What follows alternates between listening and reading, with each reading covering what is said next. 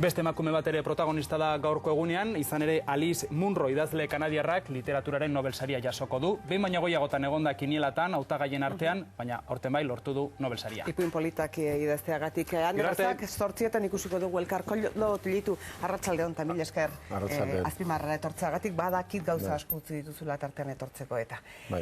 Aurre ikusita zegoen, baina Espainiako Kongresuan onartu da LOMCE legea. Euskal Herriko ikastoleen presidente bezala edo ikuspuntu horretatik, ikastolen ikuspuntutatik, zer da batez ere arduratzen zaituena? Gure ustez, kurrikuluna da LOMCEk gure hezkuntza sistemari eraso handiena egiten dion eremua. Alde batetik, enborreko diren arloetan, edukei dagokion guztia, estaturen eskuetan edo eskumena izango da, eta bestetik, ebaluazio irizpideak eta ebaluazio bera gauzatzea ere estaturen eskuetan geratuko da. Beraz, gure kurrikuluna, gure euskal kurrikuluna aurrera aterateko bide guztiak moztu nahian dabil gobernua, eta ez da edukiak alde batetik finkatuaz eta ebaluazio bera eginda, bide hori moztuta geratzen da. Bestetik ere, euskarak bigarren hizkuntz moduan geratzen da, nahiko paper txikiarekin, eta hirugarrenik nik aipatuko nuke baztertzailea dela legea. Kalitatea lortzeko helburuarekin ipini da, baina azken finean nola nahi dute kalitate hori lortu, gaitasun gutxiko ikasleak sistematik baztertuaz. Lehen aipatu dudan ebaluaketa, horrek suposatuko du errebalidak eta hainbat frogak eta titula lortzeko gaindituak izan beharko dira. Eta azpimarratu nahi duke lehen esatakoa, ebaluazio irizpideak eta ebaluazioa berak Madrile finkatuko direla. Beraz, gure euskal kurrikuluna aurrera ateratzeko benetan zailtasunak izango ditugu. Edozein kasutan atzo, hainbat hezkuntza eragile Eusko Jaurlaritzarekin bildu zineten, eta hain zuzen ere euskal kurrikulumean eta hori edatzen hasteko adostasun handia lortu zen duten, eta oso baikor atera zinaten bilera horretatik, esanaz gainera LOMCEri aurre egiteko bide bat izango zela. Horrekin bakarrik aurre egin dakioke LOMCEri? Zaila izango da aurre egitea. Egia esan da, ekimen hau bide honean doan ekimena da guretzat. Ezinbestekoa izango da elkarlana, hezkuntza eragile guztiak bat egitea LOMCEri aurre egiteko, eta benetan plan horretan, Heziberri 2020 plan horretan agertzen diren hainbat proposamenak bide honean doaz, eta nik uste dut izan daitezkela arma batzuk horreri aurre egiteko. Guk hala ere nahi duguna da ikusi da hasieran Jaurlaritzak izan duen determinazioa amaitu arte ia mantentzen bada. Guretzat Heziberri plan horretan importanteena da hezkuntza sistema oso arautzen duen legea. Eta nik uste dut LOMCEri aurre egiteko instrumento garrantzitsuzkoa izango zen gure legea izatea. Baina ere ezin duguna ahaztu eta nik uste dut ere ez dela bakarrik erantzuna bide horretatik joan behar.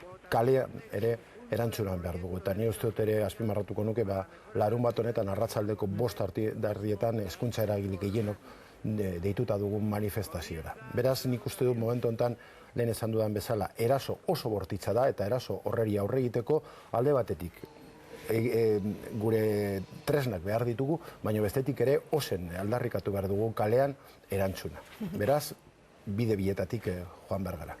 Ikastolen ikuspuntutik, hau da, Euskal Herriak gaur egun duen zatiketa administrazioaren gainetik dagoen erakunde horren ikuspuntutik, aurten materiale berriak kalderatu dituzue, aurten materiale pedagogiko berriak lantzen ari zerate irakasleak horretan ari dira lanean, ze haustura ekar dezake honek ikuspuntu horretatik eta zuek daukazuen esanaiari begira? Arrisku handia, nola ez?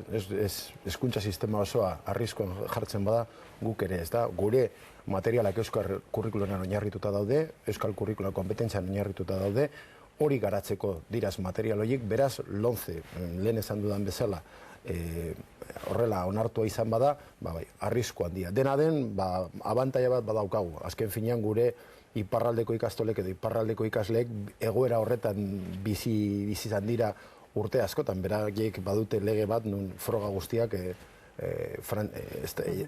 estatu frantsesak finkatzen ditu. Beraz, horrei aurre egiteko, bueno, bintzat... Edo zein kasura, ikastolak ere orain dela urte batzuk ere antzeko egoera ere bizi izan zuten, ez da? Bai, baina nik esango nuke estatu espainolak asko ikasi duela. Eta horretan, ebaluazioarena nik uste dut azpimarratu behar dugula. Bai, gu bizi izan gara antzeko egoeratan, edukiak Madriletik finkatzen ziren, baina horrelaketak inoiz ez dira Madrildik egin. Eta hau da, niretzat salto kualitatibo bat, ez da? Momentu honetan gure ikasleak zenbait kurtsoak gainditzeko gainditu beharko dituzte Madriletik finkatzen diren frogak. Eta, claro, Madriletik finkatzen badira frogak eta beraien izpideak erabiltzen badira, badakigu ze froga motak izango dira. Beraz, salto kualitatibo bat badago lege honetan eta, bueno, zaila izango da horreri aurre egitea. Koldo Tellitu, eskertzen dizut gaur hona etorri izana eta askar hildo nagusietan zergatik ez zaudeten lege honekin ados kontatu izana eta ze arrisku ikusten diozuen begirik kendu gabe jarraituko dugu noski. Honen edapena nolakoa den, beste bat arte, laizte arte. Eskerrik asko. Jose Luis Lizundi, arratsaldeon. Arratsaldeon. Lourdes Idoia gazemu zauden, no? Eugenio Ibarzabal, arratsaldeon zuri ere, eta Mikel Izagirre, arratsaldeon. Arratsaldeon. Entzun ditugu Koldo Tellituren iritziak, baina gatozen gaur onartu den LOMCE lege honetara, ez